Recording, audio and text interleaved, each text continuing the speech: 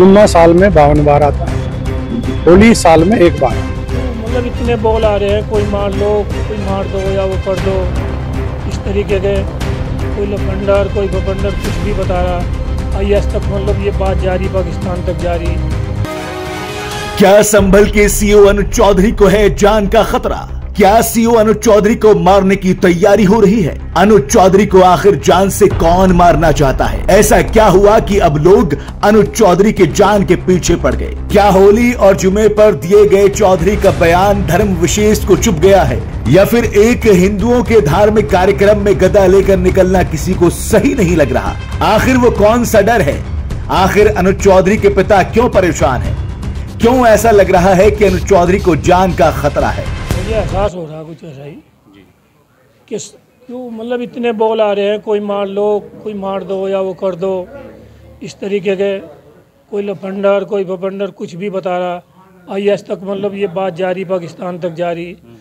यहाँ बैठे हुए भी उग्रवादी भी मतलब सब इस बात को वो कर रहे हैं। तो सरकार को चाहिए कि मतलब इस पर थोड़ा सा ध्यान दे, इसकी सुरक्षा करे जा। और जो ये गलत बोलने वाले हैं मतलब इन पर इनका कोई रुकावट करे। संजय सिंह पर आपने मुकदमे की बात? हाँ, उस पर मैं मुकदमे की बात करी है। किस पर? संजय सिंह पे, जो उन्होंने लफंडर। हाँ, या तो वो अपनी गलती मान ले। सब मतलब जितने भी अर्जुनवाड़ी हैं, अर्जुनवाड़ लिया। क्या ये अर्जुनवाड़ मतलब सब लफंडर ही होते हैं? जो राष्ट्रपति सम्मानित कर रहा, अरे लफंडर तो ऐसे होते हैं। जरा संजय सिंह शराब बिक्री में अंदर रहा, सारी दिल्ली को खागा बेच के। लफंडर तो ऐसे होते हैं। संभल का कोई भी मुसलमान गलत नहीं बता रहा। आपने भी सुने होंगे उनके, वे भी देखे होंगे। संभल का कोई मुसलमान नहीं बोल रहा। और वे कह रहे हैं कि सीओ साहब ने अच्छा कहा और हम इस बात का मतलब ध्यान देंगे, जबकि उन्होंने बेचारा ना उसका भी टाइम बदल दिया, अपनी नमाज का भी। लेकिन ये जो दूसरे लोग हैं राजनीति चमकाने के लिए, पार्टी जो है विपक्ष, ये चाह रहा है कि किसी तरह मतलब संभल में झगड़ा हो जाए दोबारा। इन दिनों मानो अनुज चौधरी ही चर्चाओं में हो। जुमे और होली पर दिए अनुज चौधरी के बयान के बाद लगातार उन्हें टीवी चैनलों पर दिखाया जा रहा है। किसी को हीरो तो किसी को विलन अनुज चौधरी क्यों नजर आ रहे हैं? अनुज चौधरी का वो कौन सा बयान था जिसके बाद से अब तक उन पर चर्चा थमने का नाम नहीं ले रही है?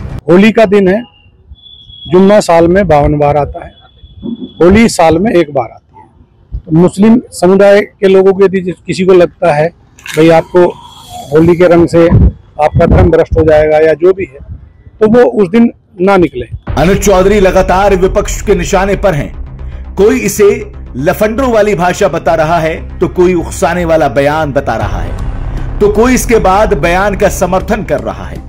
अनुज चौधरी के साथ अगर इन दिनों सबसे मजबूती के साथ कोई खड़ा दिख रहा है तो वो है यूपी के मुखिया सीएम योगी आदित्यनाथ। उन्होंने न सिर्फ चौधरी के बयान को सही बताया, बल्कि पूरी तरीके से तर्क देकर सही भी ठहराया।